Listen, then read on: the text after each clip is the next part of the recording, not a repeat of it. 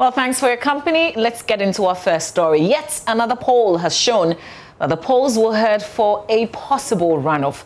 The IPOL survey on the policies, parties and choices showed no candidate would or could possibly garner 50+1% to win the elections by one touch, as being speculated by some other researchers.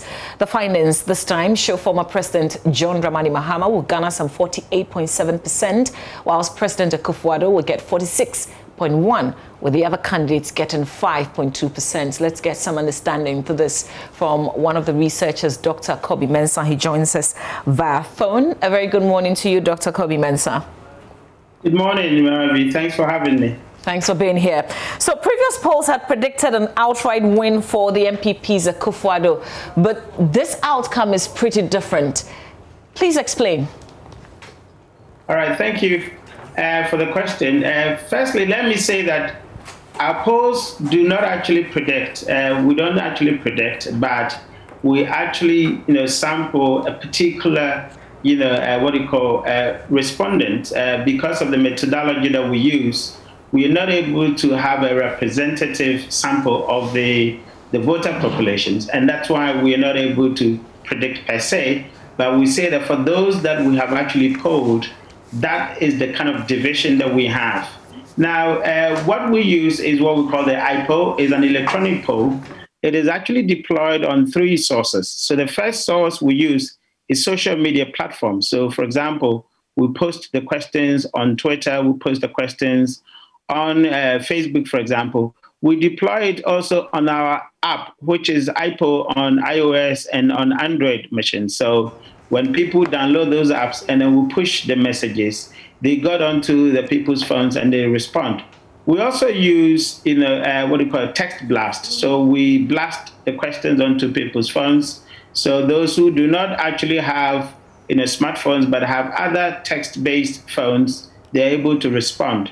So given the methodology, the kind of engine that we use, clearly those who do not have these devices are not able to respond to the polls, and that's our limitation. And then, of course, also when it comes to regional distribution, in this particular poll, you see that the representation is not quite strong from other regions, but it's predominantly Greater Accra. And these are some of the limitations that we highlight as a result, saying that we're not actually predicting, but we are saying for those who actually answered the questions, these are the divisions in terms of their choices. Great. But Dr. Kobi Mensah, the Greater Accra region is also a very important region. It's one of the swing regions. And if you look at the other surveys carried out, it's been strongly suggested that if you won the Greater Accra region, it will be very important for an ultimate win for whichever party. So this is still crucial with regard, even though you've got limitations. Yeah, so I agree with you perfectly right. So we say that for those demographics, of course, across the country, they think, likewise, as those we have polled. So yes, despite the limitations, their views are crucial, because they tend to be opinion formers and they tend to actually reflect the national thinking of the kind of audience that we actually polled. And as you said, even in our own interrogation of the electoral data, not poll data, but electoral data, we realize that Greater Accra is one of the few regions that express, or that has actually that ability to predict who actually wins the election. If you look at the voter behavior of Greater Accra, Western region, and Central region, they tend to have a behavior pattern that actually suggests that thing you said about Go on. No, Kobi Mensah. Yeah. So we're saying that, yes, Greater Accra has that ability to actually predict, especially those who actually, the party that actually carries Greater Accra would influence the electoral results. So yeah, you're very right on that. And this research of yours, which you say is the last one before the polls, actually is similar to another one, even though the methodologies are different, as the one that I'm referencing is based on statistical modeling using the EC's data from all previous elections. But let's talk about 89% of respondents in your exercise say they have decided on who to vote for, out of which 49% of them said they would vote for the NDC. What can, I don't know whether to say statistically change between now and December 7 in the Greater Accra region, the 40 and below the 600 persons who took part in your survey? Yeah, I think that in most cases, getting into election 1 week straight, you would say that people are actually firm that in their decision making. Of course, unless there is a massive kind of event that could actually sway people's choices one way or the other. But even in electoral studies, we established that given 1 week to the election, it is most likely that people actually choose and might have actually made their positions clear. What is crucial, though, is that we should understand that most of these, especially those actually reflected in this poll, suggested independence, which means that they are not actually party faithfuls per se, or they are not actually glued to a particular ideological position. Some, even those who actually express, association or some kind of relationship with parties, they express independence in their thoughts, and that is crucial. So you realize that quite a lot of people are making decisions based on their own independent assessment, as opposed to based on the fact that they support party A or party B. So yes, quite a lot of people are grounded in their choices going into the elections by now. There's also good news because from your exercise, the conclusion is that voters were very engaged with the process and able to identify the messages of the various parties, which is a good thing, even though we've seen pockets of violence. Does it largely mean that even with a week to the polls, we would still see issue-based conversations? Yeah, you're right. I think that it's been amazing. The expectations that we had going into this election was that it will be a low turnout, and quite a lot of people may not be, actually following the campaigns or the political process. But it's turned out to be different. In fact, the last time we actually conducted the poll before this, there was a feeling that people may not actually, go to the polls.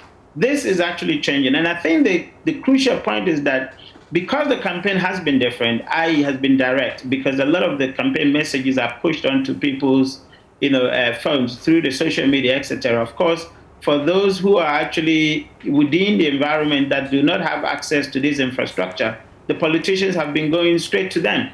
So the campaign has been very, very personal and very, very direct.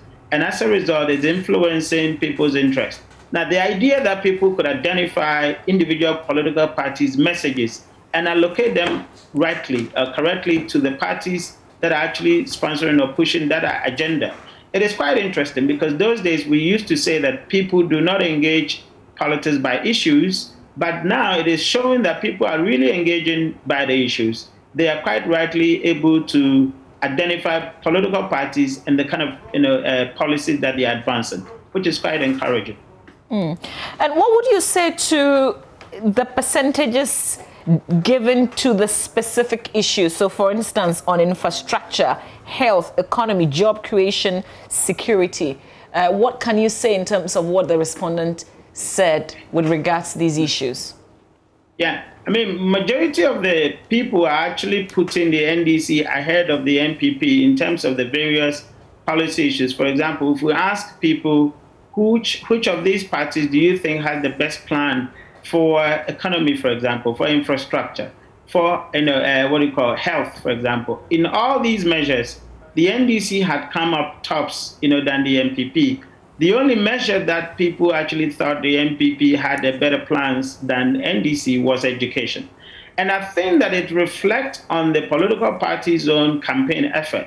I think that the NPP had been predominantly on education and have ceded the rest of the fields to the NDC. NDC had been quite innovative and quite instrumental in terms of their campaigning on these other issues, and so I think that is reflecting on the in the kind of choices that the voters are actually making.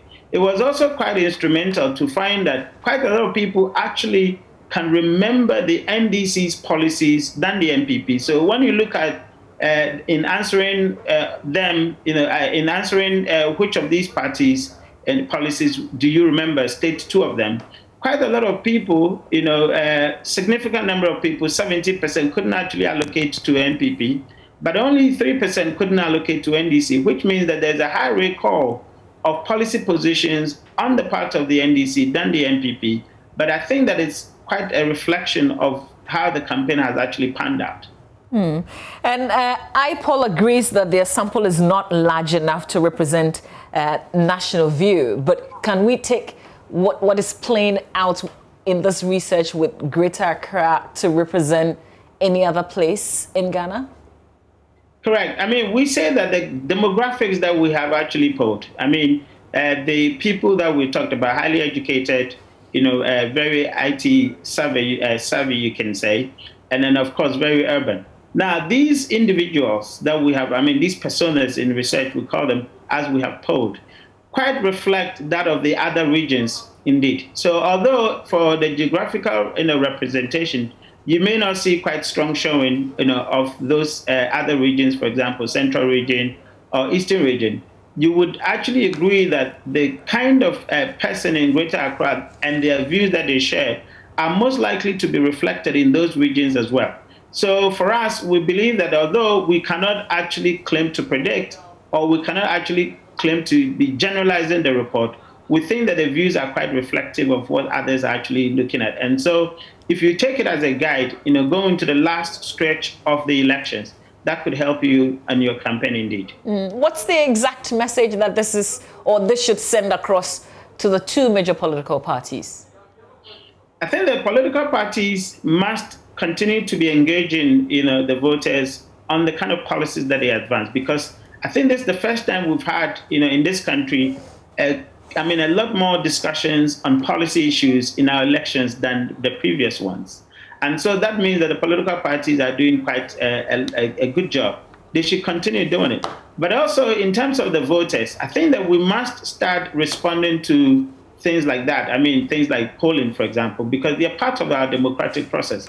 If we're not able to gauge what voters are actually looking out for and report them in that direction, then of course political parties are also finding difficult in connecting their messages or connecting what you think they want to how they develop their policies. So we need voter engagement. What I have realized is that quite a lot of voters do not respond to polls when you send them.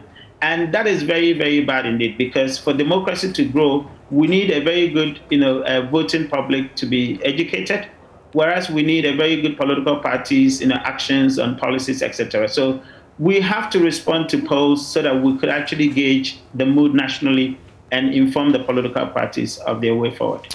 Dr. Kobe Mensah, we'll leave it here. I'm grateful for your time. He's a political analyst, senior lecturer with the University of Ghana Business School, and also a researcher in this survey that we've just been talking about. Now, later tonight, our hotline documentary, Politics of Prophecies, will air at 8:30. The piece by Kwesi Parker Wilson shows what various men of God say will be the outcome of the 2020 polls. Here's an extract of the documentary.